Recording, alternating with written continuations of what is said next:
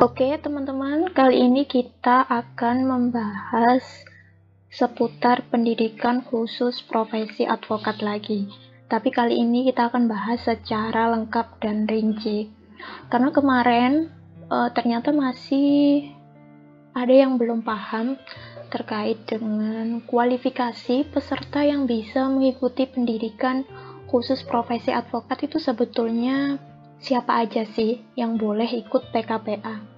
Nah, yang pertama yaitu yang bisa mengikuti PKPA adalah kalian yang memang dari Fakultas Hukum, kemudian dari Fakultas Syariah, kemudian dari Perguruan Tinggi Hukum Militer, Perguruan Tinggi Ilmu Kepolisian.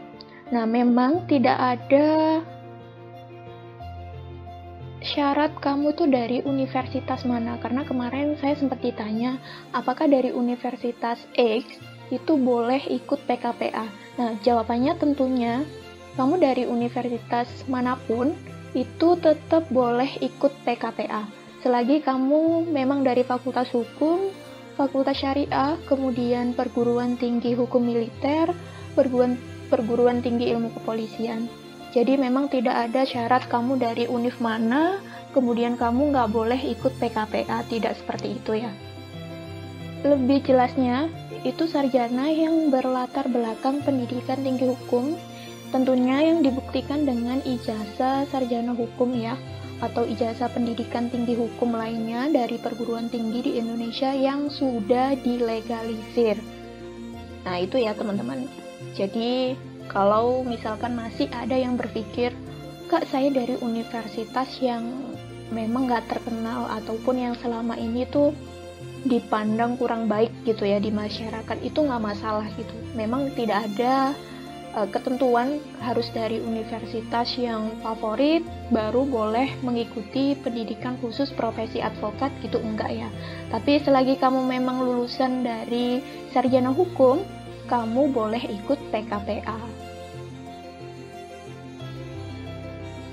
Nah, ketika kamu mengikuti PKPA, seluruh peserta PKPA harus mengikuti seluruh rangkaian dan perkuliahan dengan tertib dan tepat waktu ya. Ini memang sudah kontrak forum gitu ya. Jadi ketika kamu mengikuti PKPA, tentunya kamu juga harus tertib dan tepat waktu. Kemudian ada syarat minimal kehadiran PKPA, yaitu 80% kehadiran dalam perkuliahan. Ini benar-benar mutlak gitu ya syarat ini, karena memang ketika kamu masuk perkuliahan ataupun mengikuti PKPA ini ada absensinya. Jadi sebisa mungkin ketika kamu sudah daftar, kamu juga harus benar-benar tertib, tepat waktu, dan diperhatikan kehadirannya. Nah, pembelajaran itu dilakukan setiap hari Sabtu dan Minggu. Durasinya yaitu 1 bulan. Nah, 1 bulan itu bukan yang full ya teman-teman, tapi memang selama 1 minggu itu pembelajarannya hanya dilakukan setiap hari Sabtu dan Minggu saja. Kemudian per sesi materi itu disampaikan selama 2 jam. Jadi memang penyampaiannya itu dibagi per sesi begitu ya. Nah, sekarang terkait materi yang disampaikan dalam PKPA. Sebetulnya ini sudah pernah saya sampaikan ya, terkait dengan materi apa sih yang akan didapatkan ketika kamu mengikuti pendidikan khusus profesi advokat ini.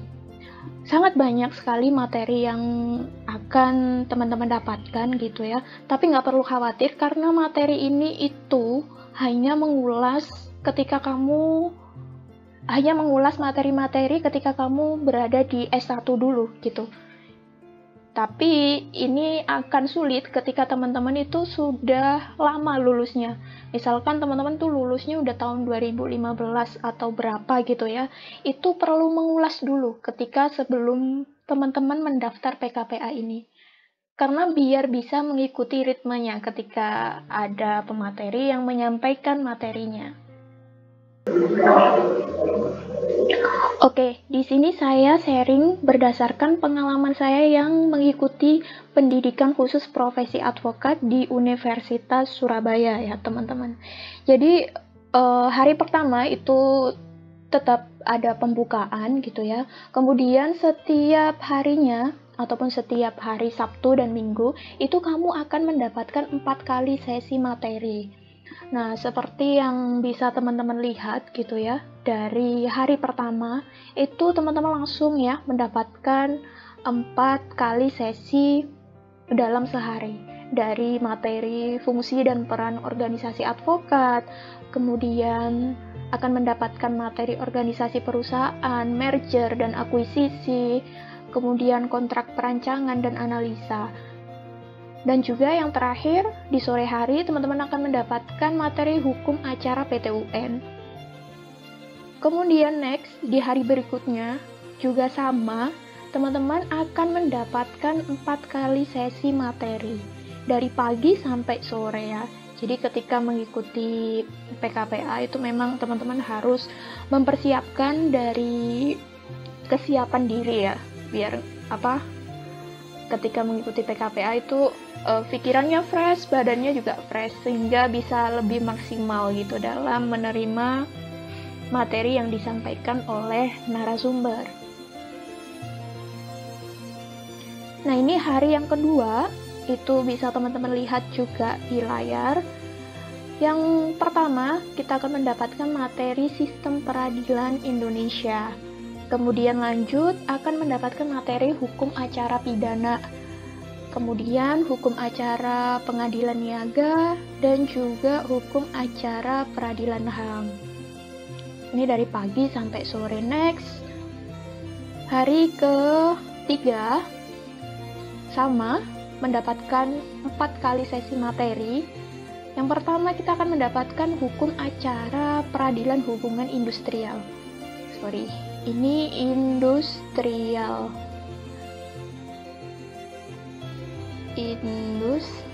ya, saya kurang ini nulisnya. Kemudian yang kedua, kamu akan mendapatkan materi hukum acara peradilan anak, legal opinion, dan juga hukum acara Mahkamah Konstitusi.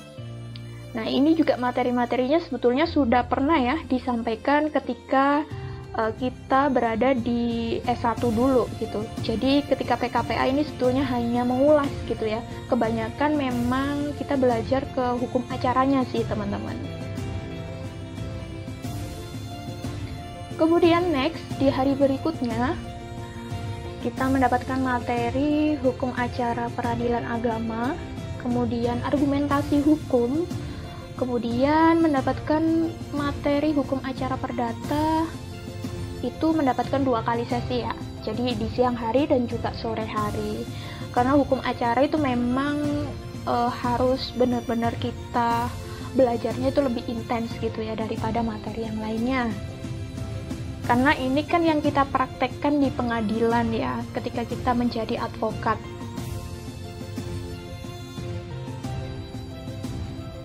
Kemudian next, berikutnya kita juga akan mendapatkan materi kode etik profesi advokat. Ini juga 2 sesi ya teman-teman. Kemudian hukum acara arbitrase, dan lanjut hukum acara pidana. Sama, ini juga 4 kali sesi. Kemudian berikutnya, kita akan mendapatkan materi hukum acara perdata, kemudian hukum acara persaingan usaha, argumentasi hukum, kemudian hukum acara peradilan hubungan industrial.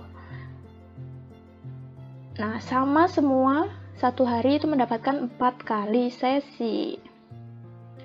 Nah, di hari berikutnya lagi kita akan mendapatkan hukum acara pidana, hukum acara pasar modal, hukum acara pengadilan niaga, kemudian teknik wawancara dengan klien. Memang lebih banyak kita mendapatkan materi hukum acaranya ya teman-teman, bisa kalian lihat di rundown jadwal ini. Teman-teman akan lebih banyak mendapatkan materi hukum acara. Kemudian next, kita akan mendapatkan materi hukum acara pencucian uang, kemudian kode etik profesi advokat lagi, kemudian hukum acara pengadilan niaga, dan yang terakhir, kemudian di sesi 4 itu tryout, kemudian yang terakhir yaitu penutupan, karena ini di hari terakhir ya teman-teman. Jadi, kalau di total, dari awal pertemuan sampai pertemuan akhir, itu kita akan mendapatkan 32 sesi. Nah, teman-teman, perlu diketahui, kalau misalkan yang saya sampaikan ini, teman-teman mendapatkan 32 sesi, tapi ini mungkin bisa berbeda ya, antara PKPA yang dilaksanakan dari lembaga X ataupun B itu mungkin akan berbeda. Jadi, tapi secara gambaran umumnya, memang ketika kamu akan mengikuti PKPA, itu kurang lebih akan mendapatkan 32 sesi. Nah, selama PKPA akan mendapatkan 32 kali sesi pertemuan yang akan disampaikan setiap hari Sabtu dan Minggu. Durasi waktunya selama 1 bulan. Nah, kalau teman-teman tanya, Kak, kita itu daftarnya PKPA itu setiap bulan apa gitu ya, ataupun kita bisa daftar di mana?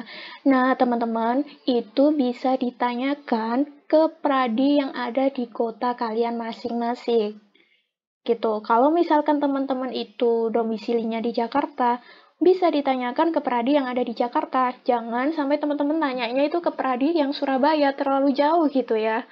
Biasanya, pradi ini bekerja sama dengan perguruan tinggi untuk melaksanakan PKPA ini, ataupun untuk menyelenggarakan PKPA ini. Nah, kebetulan waktu itu saya mengikuti PKPA itu di Pradi Sidoarjo yang kerjasama dengan Universitas Surabaya. Karena saya domisilinya Surabaya ya teman-teman, jadi masih bisa dijangkau ya ketika saya mengunjungi ataupun datang ke Pradi Sidoarjo. Tapi kalau misalkan teman-teman itu domisilinya dari Jakarta ataupun dari mana ya, bisa pokoknya ditanyakan ke pradi yang ada di kota kalian masing-masing.